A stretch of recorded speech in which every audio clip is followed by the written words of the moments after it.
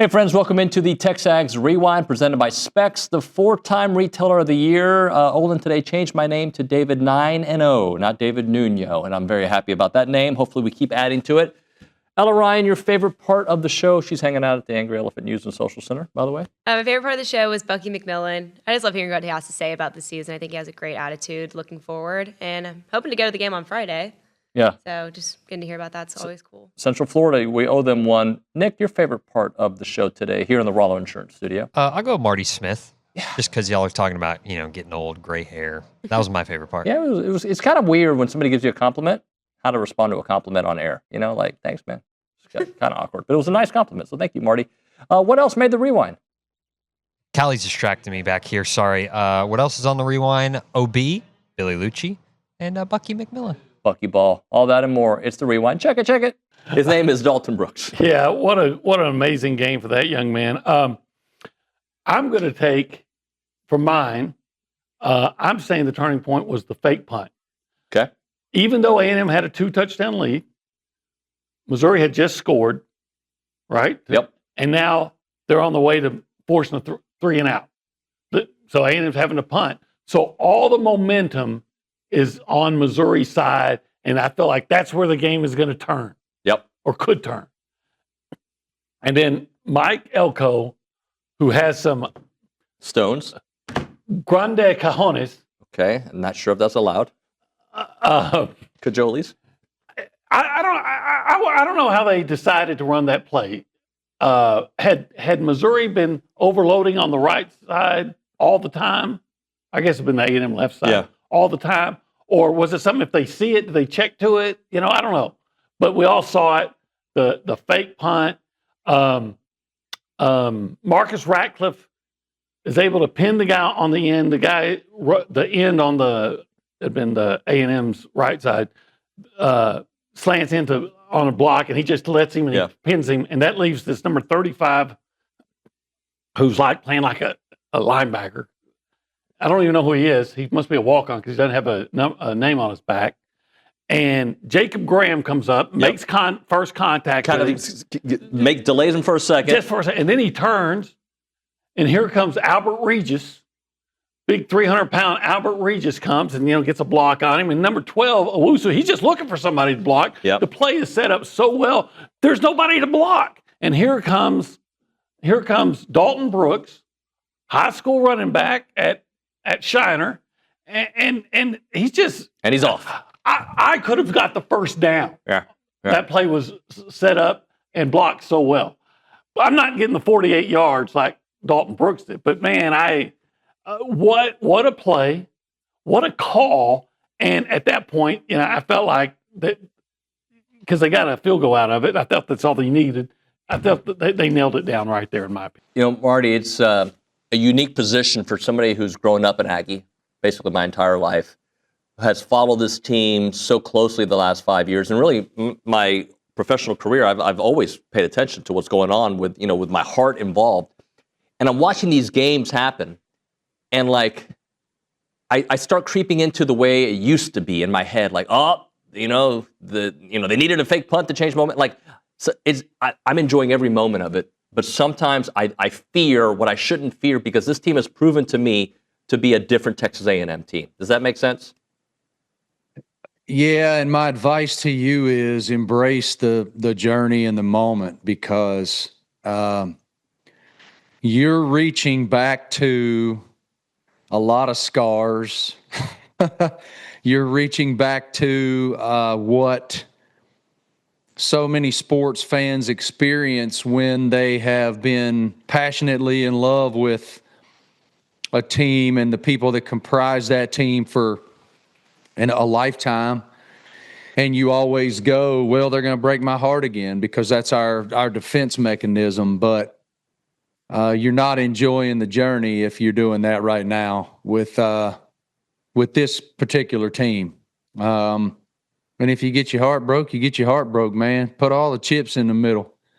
Because what was it, 1992, the last time y'all were 9-0? Is that accurate? That's correct. Went 12-0, and what? I forget. Y'all lost a bowl game or something? Yep, that's Is that correct. right? Okay.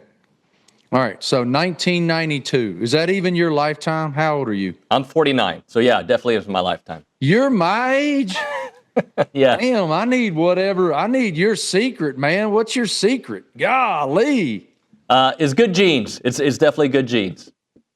I mean, wow. I am floored that we're the same age. Maybe if I shave my beard off. You don't have any gray hair? No, I got it. I got it right here. I got a lot right here. And I think he's kind of figured out the way he's perceived outside of A&M, like not how you and I perceive him, but how, and not how our fans perceive him, but how the outside college football world perceives him. And he's embraced that and understands, hey, that's going to be my identity, and it plays for me, and it plays for Texas A&M, and it's going to help us. So he's got a great feel for that, but he's got a great team around him.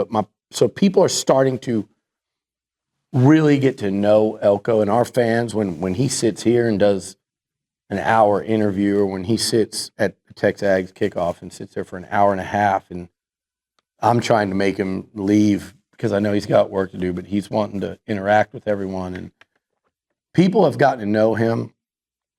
And the more he talks, and if you listen today at the press conference, you're always going to understand, like, this is a guy that gets it on a level that goes way beyond the X's and O's and game planning for what's ahead on Saturdays. And that's his real path of expertise.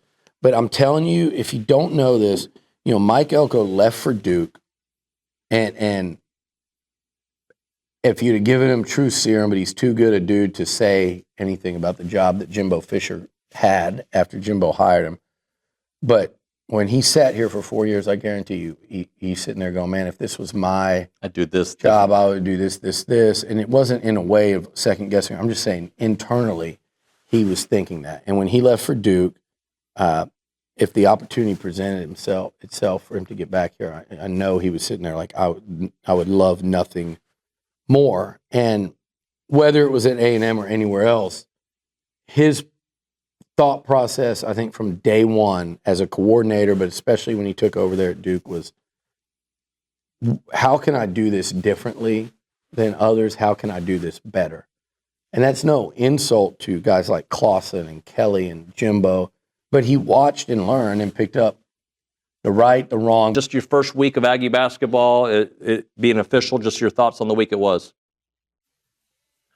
We started off a couple weeks ago. We had a scrimmage versus Rice, and then we went to the exhibition. Then we had 2 home games, and then obviously we played yesterday. I thought in our exhibition versus Rice we're a little ahead of schedule. And I don't mean ahead of schedule where we're going to be in the future. I just mean just ahead of schedule, just based on just all new guys. Same deal versus Arizona State, slightly versus Northwestern State, and then kind of improved from Northwestern State to Texas Southern in some areas that we needed to. So I was pleased for the circumstances. And then yesterday we took a massive step backwards. We're behind where we need to be. And the thing what you got in basketball, because it's such a long season, it's about getting better every single game. And so pleased with the trajectory until yesterday. And I thought the things that we were doing well, we didn't do well. And the most important thing, we got out-competed in the game. That's just not typical of what you're going to see from our program, the teams in our program. And when our shots weren't falling, we got a little selfish on offense. Schematically, we'll get better. We know that. That's just part of it. But in the meantime, we got to compete and keep competing harder and harder and harder, especially in our half-court defense. So that was very disappointing. But I tell y'all, it's in our first rodeo with this. We will get it fixed. Yeah, Bucky, how hard is it as a first-year head coach, and especially in this sport now as transient as everything is? It's a little different, I think, in football with so many players, but basketball, there is that, a complete roster turnover. And we're not going to sit here, because I know you don't want to. We're not going to beat this into the ground every week, win, lose, or draw, right? But early in the season, how difficult a task is it for you guys as coaches when you have a game like yesterday and you've got another big one coming up, like to understand like the balance between we got to get a lot better than what we showed on Sunday in a very short period of time, but also this is a long-term process here. It's like you said, it's a long season. It's not going to be decided in November or even early December for that matter. Yeah, it's a great question. And I think the thing what we got to remember, yes, we do have a lot of new guys. We've got a situation with Pop Isaac really hadn't been able to practice with the team, and Baco's going to come back. Hadn't really practiced. We hadn't had our whole team practice together.